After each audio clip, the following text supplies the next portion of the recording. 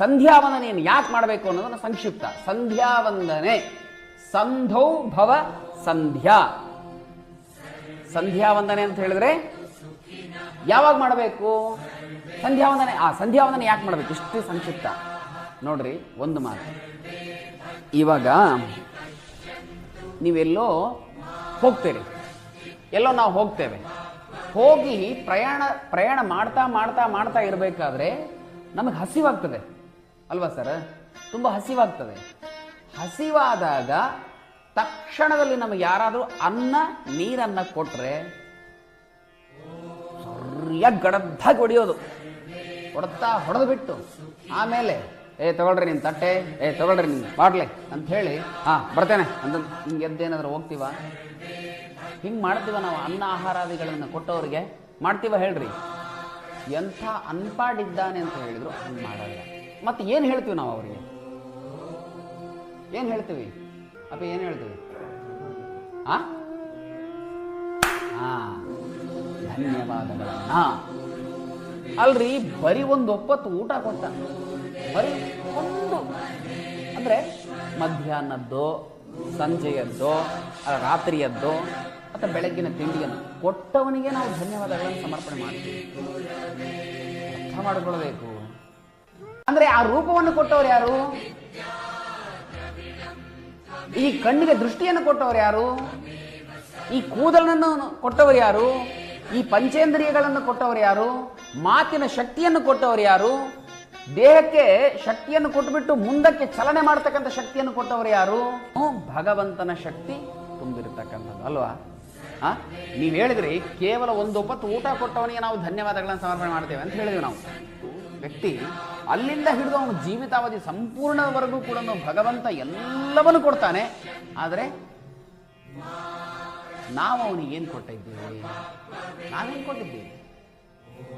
ಅವನೇನಾದ್ರು ಕೇಳಿದ್ನಾ ನಮಗೆ? ನಿನ್ನ ಮನೆಯಲ್ಲಿ ಹಂಡೆ ಇದೆ, ಆ ಹಂಡೆ ತೆಗೆದು ಬಂಗಾರ ತೊಲಿಗಟ್ಟಲೆ ಬಂಗಾರ ನನಗೆ ತಂದು ಕೊಡ್ರಿ ಅಂತ ಹೇಳಿದ್ನ ಎಲ್ಲಾದರೂ? ಏನು ಕೇಳಲಿಲ್ಲ ಭಗವಂತ.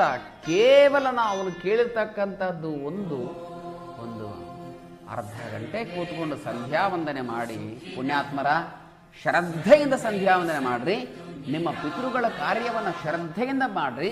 ಆಮೇಲೆ ಮೊದಲಿಗೆ ಸಂಧ್ಯಾ ವಂದನೆ, ಸಂಧ್ಯಾ ಕಾಲದಲ್ಲಿ ಭಗವಂತನನ್ನ ಅರ್ಚಿಸದೇ ಇದ್ರೆ ಅವನು ಉಳಿದಿರ್ತಕ್ಕಂಥ ಯಾವ ಕರ್ಮವನ್ನು ಮಾಡ್ಲಿಕ್ಕೆ ಅವನಿಗೆ ಅರ್ಹತೆ ಇಲ್ಲ. ಅವನೊಂದು ದೇವಸ್ಥಾನ ಕಟ್ಟಿಸ್ತೀನಿ, ಅಥವಾ ಅವನೊಂದು ದೊಡ್ಡದೊಂದು ಜಾತ್ರೆ ಮಾಡ್ತೀನಿ, ಅಥವಾ ಹೋಮ ಹವನ ಮಾಡ್ತೀನಿ, 2,000 ಜನರಿಗೆ ಊಟಕ್ಕೆ ಹಾಕ್ಬಿಡ್ತೀನಿ, ಅಲ್ಲಿ ಫಲ ಸಿಗಂಗಿಲ್ಲ. ಯಾಕೆಂದ್ರೆ ಸಂಧ್ಯಾ ವಂದನೆ ಅನ್ನೋದು ನಾ ಹೇಳಿದ್ನಲ್ಲ, ಊಟ ಮಾಡಲಿಕ್ಕೆ ತಟ್ಟೆ ಬೇಕು. ಊಟವನ್ನ ನೆಲದ ಮೇಲೆ ಬಡಿಸ್ಲಿಕ್ಕಾಗಲ್ಲ. ನೆಲದ ಮೇಲೆ ಬಡಿಸಿದ ಊಟ ಯಾರಾದ್ರೂ ಊಟ ಮಾಡ್ತೀರಾ? ಇಲ್ಲಲ್ಲ. ತಟ್ಟೆ ಇಟ್ಟು ಆ ತಟ್ಟೆಯಲ್ಲೆಲ್ಲ ಪದಾರ್ಥವನ್ನು ಬಡಿಸಿದ ಮೇಲೆ ಊಟವನ್ನು ಹೇಗೆ ಮಾಡ್ತೀವೋ, ಈ ತಟ್ಟೆ ಅಂತಕ್ಕಂಥದ್ದು ಸಂಧ್ಯಾ ವಂದನೆ ಕರ್ಮ ಇದ್ದ ಹಾಗೆ. ಆ ಸಂಧ್ಯಾ ವಂದನೆಯನ್ನ ಕರ್ಮವನ್ನು ಯಾರು ಮಾಡಲ್ವೋ, ಉಳಿದಿರ್ತಕ್ಕಂಥ ಪದಾರ್ಥಗಳನ್ನಿಸ್ಕೊಂಡಿರ್ತಕ್ಕಂಥ ಪೂಜಾ ಹೋಮ ಹವನ ಯಜ್ಞ ಯಾಗಾದಿ ದೇವಸ್ಥಾನ ಮತ್ತು ಇಂದ್ರ ಅನ್ನಹಾರಗಳೆಲ್ಲ ಹಾಕ್ತೀವಲ್ಲ, ಅವು ಯಾವ ಕರ್ಮಗಳನ್ನು ಮಾಡಲಿಕ್ಕೆ ಯೋಗ್ಯತೆ ಬರತಕ್ಕಂಥದ್ದೇ ಈ ತಟ್ಟೆ ಅಂತಕ್ಕಂಥದ್ದು ಇರಬೇಕು. ಅರ್ಥಾತ್ ಅದನ್ನು ನಾವು ಮಾಡಬೇಕು. ಅದನ್ನೇ ಮಾಡಲಿಲ್ಲ ಅಂದ್ರೆ ಮುಂದಿನ ಕರ್ಮಕ್ಕೆ ಅವನ ಅರ್ಹತೆ ಬರಂಗಿಲ್ಲ. ಅದಕ್ಕೋಸ್ಕರ ಸಂಧ್ಯಾ ವಂದನೆ ತಪ್ಪಿಸಬಾರ್ದು ಪ್ರತಿಯೊಬ್ಬ ವಿಶ್ವ ಬ್ರಾಹ್ಮಣನೂ ಕೂಡ. ಹಾಗಾಗಿ ಅರ್ಥ ಆಯ್ತಲ್ಲ, ಸಂಧ್ಯಾ ವಂದನೆ ಯಾಕೆ ಮಾಡಬೇಕು? ಭಗವಂತನ ಪ್ರೀತಿಗೋಸ್ಕರ. ಯಾಕೆಂದ್ರೆ ಭಗವಂತ ನಮ್ಗೆ ಇಷ್ಟೆಲ್ಲ ಕೊಟ್ಟಿದ್ದಾನೆ.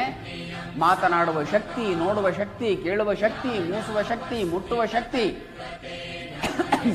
ಓದುವ ಶಕ್ತಿ, ಸಾಧನ ಮಾಡುವ ಶಕ್ತಿ ಎಲ್ಲವನ್ನು ಕೊಟ್ಟಿದ್ದಾನೆ.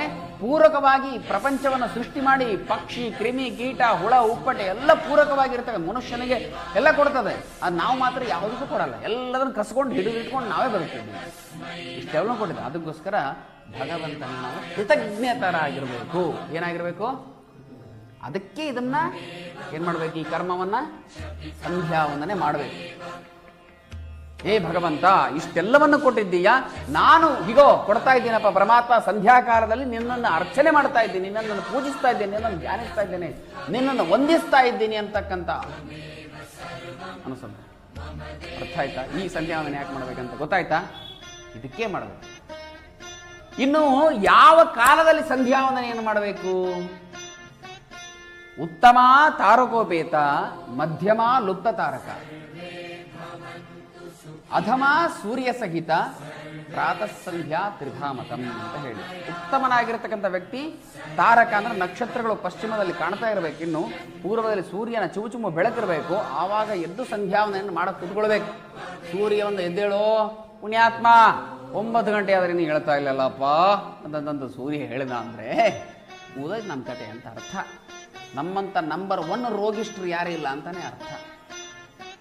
ಇಡೀ ಎಲ್ಲ ಪಶು ಪಕ್ಷಿ ಕ್ರಿಮಿಕೀಟಗಳನ್ನು ನೋಡ್ರಿ, ಎಲ್ಲವೂ ಬೆಳಗ್ಗೆ 4:00ವರೆಗೆ ಚಿಲಿಪಿಲಿ ಗುಟ್ಲಿಕ್ಕೆ ಶುರುವಾಗ್ತದೆ. 5 ಗಂಟೆಗೆ ಅದೆಲ್ಲದ ಎಲ್ಲದನ್ನು ಗಮನಿಸ್ರಿ, ಎಲ್ಲ ಪಶು ಪಕ್ಷಿ ಎಲ್ಲದನ್ನು ಗಮನಿಸ್ರಿ. 5 ಗಂಟೆಗೆ ಎಲ್ಲ ಅದು ನಾದವನ್ನು ಮಾಡ್ಲಿಕ್ಕೆ ಶುರು. ಆದರೆ ಬೆನ್ನಿನ ಮೇಲೆ ಮಲಗುವಂತಹ ಒಂದೇ ಒಂದು ಏಕೈಕ ಪ್ರಾಣಿ ಯಾರು? ಇವನು ಮಾತ್ರ ಫಸ್ಟ್ ಕ್ಲಾಸ್. ಏ ಅಮ್ಮ ಅದು AC ಬಂದಾಗಿದೆ ನೋಡು, ಆ ಬಟನ್ ಹಾಕು, AC ಆಫ್ ಇಲ್ಲ ಆನ್ ಆಫ್ ಆಗಿದೆ ನೋಡು, ಆನ್ ಮಾಡು. ಏ ಅಪ್ಪ ಹೆಂಗೆ ಮಾಡಿ ಹಿಂಗೆ ಮಾಡಿ ನಾವು ಹೇಳ್ತಾ ಇರ್ತೀವಿ. ಈಗಿನ ಮಕ್ಕಳು ಹೇಳ್ತಾರೆ. ಮತ್ತು ಅಪ್ಪ ಹೋಗಿ ಹೌದು ನನ್ನ ಮಗ ಮಲಗಿದೆ ಪಾಪ ತ್ರಾಸ್ ಪಡೋದು ಬೇಡ, ಆ ಮಗು ಮಲಗಪ್ಪ ಮಲಗು ಅಂತೇಳಿ ಅಪ್ಪನೂ ಎಬ್ಸಲ್ಲ. 8 ಗಂಟೆ ಆದರೆ ಎಬ್ಸಲ್ಲ. ಇದು ಇವತ್ತು ಎಲ್ಲಿಗೆ ಹೋಗ್ತಾ ಇದೆ ಸಮಾಜ ಅಂತಂತ ಹೇಳಿದ್ರೆ, ಇನ್ನೊಂದು ಸಮಾಜಕ್ಕೆ ನಾವು ಮಾರ್ಗದರ್ಶಕರಾಗಿರ್ತಕ್ಕಂಥದ್ದು. ಇವತ್ತು ನಮ್ಮನ್ನವರು ಟೀಕಿಸ್ತಾ ಇದ್ದಾರೆ ಅಂತಂದ್ರೆ ನಾವು ಸಂಸ್ಕಾರಹೀನರಾಗಿದ್ದಕ್ಕೆ ನಮ್ಮನ್ನು ಬೈತಿದ್ದಾರೆ ಅವರು. ಎಂಥ ನಿಮ್ಮ ತಾತ ಲೇ ಹುಚ್ಚ ತಲೆ ಸರಿ ಹೋ ಮಬ್ಬ, ನಿಮ್ಮ ತಾತನ್ ನೋಡು, ನಿಮ್ಮ ಅರ್ಜುನ್ ನೋಡು ಹೆಂಗಿದ್ರು. ನೀನಿದ್ದೀಯ ಮರ, ನಿನ್ನ ನೋಡ್ಬಿಟ್ರೆ ಅವನು ಪ್ರೇತ ನೋಡೋದು ಬೇಡ, ನಿನ್ನ ನೋಡ್ಬಿಟ್ರೆ ಸಾಕು ಪ್ರೇತ ನೋಡ್ದಂಗೆ ಅಂತ ಅಂದ್ಬಿಡ್ತಾರ ಅವರು. ಅಂಥವ್ರಿಲ್ರಿ ಅಂದಿರ್ಬೋದು ನಮ್ಮ ಎಷ್ಟೋ ಜನ. ಹಾಗಾಗಿ ನಾವು ಸಂಧ್ಯಾವಂದನೆ ಮಾಡಬೇಕು. ಆಯ್ತಾ? ಇದು ಸಂಕ್ಷಿಪ್ತ ವಿವರಣೆ. ಆಯ್ತಾ? ಹಿಂಗೆ ಪಾತ್ರೆಯನ್ನು ಹಿಡ್ಕೊಳ್ರಿ, ಹಿಂಗೆ ಹಿಡ್ಕೊಂಡು